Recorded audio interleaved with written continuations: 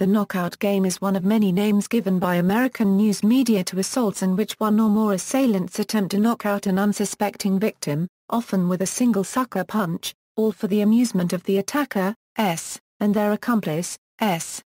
Other names given to assaults of this type include knockout, knockout king, point 'em out, knock 'em out, bomb, and polar bearing, or polar bear hunting.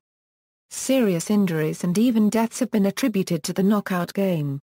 Some news sources report that there has been an escalation of such attacks in late 2013, and in some cases the attacker has been charged with a hate crime, while some politicians have been seeking new targeted legislation specifically against it. However, other media analysts have cast doubt on the reportedly widespread nature of the game and have labeled the trend, although not the attacks themselves, a myth. Liberal analysts claim that their conservative counterparts falsely promote a view that the knockout game trend is real, and conservative analysts claim that the liberal media does not report on it due to the racial implications it may have. History of attacks. 1992 – 2009 In September 1992, Norwegian exchange student in Raustein was killed by 3 teenagers who, according to Cambridge, Massachusetts, prosecutors, were playing a game called Knockout.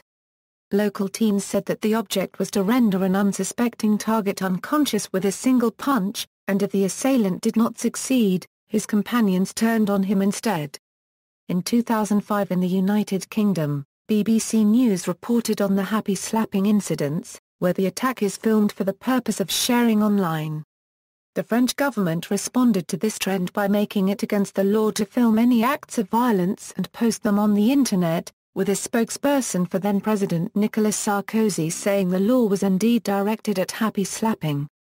3 teens were arrested in Decatur, Illinois, in September 2009, and charged in the killing of a bicyclist, 61, who was stomped to death, and the attempted murder of another man, 46, who was also attacked and stomped. It was claimed that the teens were playing point 'em out, knock 'em out, where a person is selected and a group of attackers attempt to render the victim unconscious. In June 2009, a 29-year-old man was beaten in a Columbia, Missouri, parking garage by a group of teens who told police that they were playing a game called Knockout King, where they would find an unsuspecting person and attempt to knock him out with a single punch. 2011 – 2013 In April 2011, Oang Nguyen, 72, died in St. Louis, Missouri, after he was attacked in what was described by a local CBS station as part of the so-called knockout game. Nguyen's wife, Yen, 62, was injured. After the trial, the assailant, Alex Murphy, a black teenager who was 18 at the time of the assault, was sentenced to life in prison plus 25 years. In July 2012, 62-year-old Delfino Mora was attacked by 3 black teens and killed in West Rogers Park, Chicago. Anthony Malcolm, who recorded the attack on his cell phone, the video of which was posted to Facebook, was sentenced to 30 years in prison. 2 other teens were awaiting trial in September 2013. The attack was said to be part of a game called Pick 'em Out, Knock 'em Out. In 2013, a series of these attacks resulted in the death of the victims, all with some sort of game as a precipitating factor. Michael Daniels, 51, of Syracuse, New York, died a day after being attacked in May 2013, with the knockout game later mentioned in regards to his death. In Greater Manchester, Eden Lomax, 17, killed 43-year-old Simon Mitchell in an attack he referred to as a bomb. In the investigation, it was discovered Lomax had performed other non-fatal bomb attacks in the days leading up to Mitchell's death. Ralph Santiago, a disabled homeless resident of Hoboken, New Jersey, was found dead after being attacked by 3 black boys aged 13 to 14 whose assault was linked to the knockout game. Yale Daily News reported 7 attacks during November 2013 in New Haven, Connecticut that could be associated with the knockout game. Yale University's chief of police wrote an email to the campus community pertaining to the issue on November 21. In the United States, the New York Times noted a growing log of reports of such crimes in the Northeast and beyond. A number of news stories in late November 2013 covered incidents in Crown Heights, Brooklyn, where a series of attacks took place during October and November of that year. As a result, the NYPD responded by stepping up patrols in certain neighborhoods. On November 24, 2013, in Katy, Texas, an elderly African-American man was attacked and hospitalized. 2 weeks later, Conrad Alvin Barrett was arrested after allegedly showing an off-duty police officer a video he recorded with his cell phone of himself perpetrating the attack, explicitly referencing knockout. Investigators revealed that there were other videos on his phone where he used racial epithets and another in which he wondered if he would receive media attention if he were to commit a knockout game attack on a black man. This was one of the first cases where a black man was knocked out. The subject plays mostly on blacks knocking out the whites. The Justice Department subsequently charged Barrett with a hate crime, for which he could receive 10 years in federal prison. Barrett's attorney claims his client suffers from bipolar disorder and was not on medication at the time of the attack. Precipitating factors. Race equals. In the coverage of the attacks in 2013, some political commentators have focused on racial factors, alleging that the crimes are being committed primarily by African American youth and criticizing the media for ignoring the alleged racial nature of these attacks. Bill O'Reilly of the Fox News Channel described the knockout attacks as another example of young black Americans committing senseless crimes, and expressed disappointment at the lack of media attention on the matter. In response to several reported black-on-white attacks in 2013, Al Sharpton released a piece called Knockout Games, the Biggest Form of Cowardice, which condemned the attacks. Sharpton noted the black community would not be silent if they were the victims. Antisemitism equals. Several attacks on Jewish victims in Brooklyn in 2013 have been called anti-Semitic hate crimes. ABC Nightline reported that New York City police believed that anti-Semitism was likely to be a motive in the attacks, as all 8 victims were identified as Jewish. Jewish community leaders in Brooklyn have spoken out on the subject, and the Anti-Defamation League regional office issued a public statement on knockout attacks targeting Jewish individuals in Brooklyn. Amrit Marajh, a 28-year-old suspect in an attack that took place in Brooklyn, was charged with a hate crime as his victim was Jewish, which has potential to greatly increase consequences over a charge of simple assault. Marajh has claimed innocence and denied the claims of anti-Semitism. On December 3, newly elected African-American Democratic New York City Councilwoman Lori Cumbo added a letter to her Facebook page saying, "The accomplishments of the Jewish community triggers feelings of resentment, and a sense that Jewish success is not also their success." The Anti-Defamation League said her post was troubling, and that it evoked classic anti-Semitic stereotypes. Cumbo later apologized for her remarks. NYPD Commissioner Raymond Kelly later stated that he was avoiding referring to the attacks as part of any sort of trend to avoid further copycat attacks and has instead been labeling them as hate crimes. Response. Government action equals. On November 21, 2013, Republican New York State Assemblyman Jim Tedesco put forth legislation called the Knockout Assault Deterrent Act, explicitly referencing knockout in order to charge juvenile offenders in these type of attacks as adults. Legislation would also punish those who were found recording the attacks. Republican State Senator Hugh Farley supports legislation that would make assailants linked to the knockout game liable for harsher sentences, would try juvenile offenders as adults, and would make accomplices criminally responsible. Democratic Assemblyman John McDonald, while admitting he feels stiffer penalties were warranted, said, however, that Tedesco's bill was not necessary. Republican Wisconsin State Assemblyman Dean Carfert also considered drafting a bill to deter attacks. Communities equals. After incidents during late 2013 in Brooklyn in which Jews were victims of knockout attacks, Jewish leaders, councilmen, and organization representatives spoke against the attacks. Leaders from the African American community also made statements, City Councilman Charles Barron saying that the root of the problem was a need for jobs to keep young people out of trouble. He also suggested additional funding for community patrols to act as lookouts. Representative Hakeem Jeffries said at a Crown Heights Youth Collective conference that attacks based on race will not be tolerated and that they will do everything in their power to see justice is done. Brooklyn District Attorney-elect Kenneth P. Thompson also called out the attacks, saying that there is no status to be gained for knocking out an unsuspecting victim and such violence will not be tolerated. Brooklyn Borough President-elect Eric Adams affirmed Thompson's statement, saying play this game, and you will lose.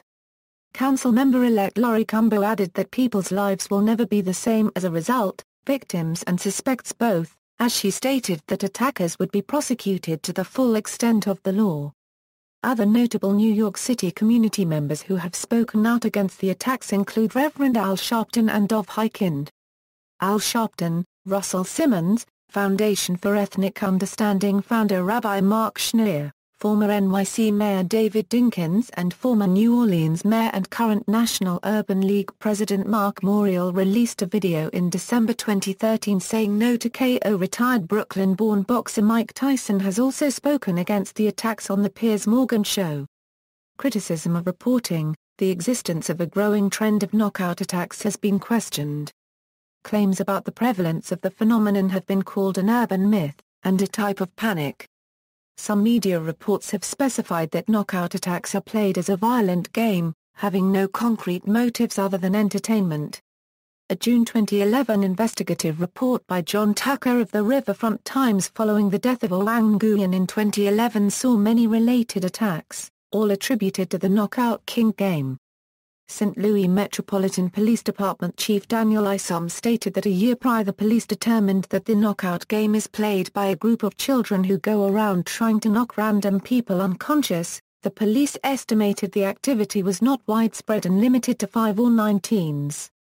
In Tucker's interviews with local teens they believed the number to be much higher. One 18-year-old estimated 10 to 15% of his peers played the game. A St. Louis area barber said that in his youth the phenomenon was not called Knockout King, but one-hitter-quitter. Mike Males of the Center on Juvenile and Criminal Justice claimed that the media has been cherry-picking related attacks for sensationalism, asserting that this knockout game legend is a fake trend. Police at the time believed such attacks might have been underreported by immigrant victims in communities where relations with law enforcement have been tense. An attack from 2012 in Pittsburgh, Pennsylvania was tentatively linked to more recent attacks, although it was never identified as part of any game. Police in Syracuse, New York, reported that one assailant in a fatal attack admitted to its being knockout, with a police sergeant noting that the assaults he was investigating were definitely for a game rather than being attempted murders or robberies. On November 23, 2013, the New York Times reported that police officials in New York City were considering their position on the game, and were wondering if they should advise the public, but had to contend with the uncertain existence of the game. Police in New York City questioned whether they were faced with a trend or simply a series of isolated incidents. New York Police Commissioner Raymond Kelly refused to refer to the attacks in Brooklyn as the knockout game to avoid possible copycat attacks. Several assaults associated with the knockout game do not follow any particular pattern. In several instances a single assailant attempted a one-punch attack, while in others multiple assailants participated in a gang attack. The Knockout King death of Nguyen in St. Louis was such a gang attack, and an alleged trend in Lansing, Michigan, called Point 'em Out, Knock 'em Out involved the use of a taser. Many officials have outright refused to refer to the assaults as a game, with Philadelphia Mayor Michael Nutter explicitly stating he did not want to give the idea any credibility while at a press conference after an attack at a Philadelphia pizzeria where the suspects never mentioned the game following the event. In a CNN interview with Don Lemon, Nutter stated he was not sure if the knockout game is real or not, adding he less concerned about the name but saying the incidents are of great concern, and worries about a trend of copycat incidents. Nutter would not answer if the attacks are racially motivated and stated that Philadelphia has no confirmed game incidents. Earlier, Philadelphia police spokeswoman Tanya Little determined a November 11 attack as part of a knockout game. Jamel Bowie of the Daily Beast was also critical of the game's existence as a trend, comparing its existence to the Wilding assault allegedly at hand in the Central Park jogger case and the often reported headlight-flashing urban legend. While he did not deny that several people were attacked and several had died, he pointed out that attacks were not really rare, noting the FBI had reported that there were 127,577 unarmed assaults in 2012. Jesse Singal of the Columbia Journalism Review noted that several of the news reports on the knockout game featured videos taken from the Internet without any contextual evidence that the attacks were possibly related to the knockout game. Many videos began with the victim already facing their assailant, rather than the videos depicting the victim being blindsided by a random attack. He also found one example where the attack did not take place in the United States nor was the assailant a teenager following a viral trend. Rather, the video depicted an attack in East London by a 35-year-old man who may have had substance abuse problems or mental illnesses. When Singal approached several local news stations, a representative from an NBC affiliate responded saying that the footage had been taken from a shared pool of stock footage that other NBC stations in the area were given, and generally if footage is found to be inaccurate there would be a digital note concerning it. The note was absent in the case of the London video for reasons unknown. Singal's investigation led him to believe that people around the country are being told a story that has not been properly researched. Chris Hayes, host of MSNBC's All In with Chris Hayes, gave the knockout game his first annual Overcovered Stories of the Year award, due to what he perceived as excessive coverage by Fox News. The assault perpetrated by Barrett has also caused some questioning in reporting. A.W.R. Hawkins, writing for Breitbart.com, believed that the reporting of the white-on-black crime and the federal authorities' response only highlighted the belief that the alleged trend of black-on-white attacks was underreported by mainstream media. Robin Abkarian for the Los Angeles Times criticized this reporting style by a conservative analyst, saying that blame was shifted onto the federal government. Abkarian also noted that Barrett explicitly stated he was seeking a black victim, and postulated that he may have been acting on this lazy narrative that black teens were randomly attacking white people. She also criticized the statement by Reverend Sharpton and the conservative news sources who began supporting him after decades of opposition. Tommy Christopher, writing for Mediaite, made note of Fox News' James Rosen's report on the attack being misleading, noting claims made by Rosen that it is the first such attack to be charged as a hate crime, when it is simply the first under federal statute, noting the arrest of Amrit Marajh in Brooklyn and the investigation of the assault on Taj Patterson, who claims he was assaulted by a group of Orthodox Jewish men. Abkarian also criticized the reporting of this attack as possibly being related to the knockout game trend, as the alleged attackers sought out Patterson because he was gay rather than because he was black. She also brought up a case of a fabrication of a knockout-style attack, after the victim and her boyfriend revealed she had lied that she was attacked at random by a stranger and instead he had struck her, noting that the St. Louis Post-Dispatch did not report the initial attack as a knockout game attack. Abkarian also noted that the 2011 attack by the now 16-year-old Derja Washington on 51-year-old James Adelsberger was being used for sensationalism. The video of the assault was being shown by Bill O'Reilly on Fox News, to which Adelsberger felt he was being exploited and manipulated to fan racial hatred. Washington, who spent 9 months in juvenile detention for the attack, appeared on Nightline in 2013 and revealed that he had not attacked Adelsberger because he was white but rather because he was the only man present and that at the time of the attack he had never heard of the knockout game. References. Further reading: King, Mike. The A Knockout Game Unregistered Trademark Moral Panic and the Politics of White Victimhood. Race and Class 56, 85 94 doi, 10.1177/03063968145674111.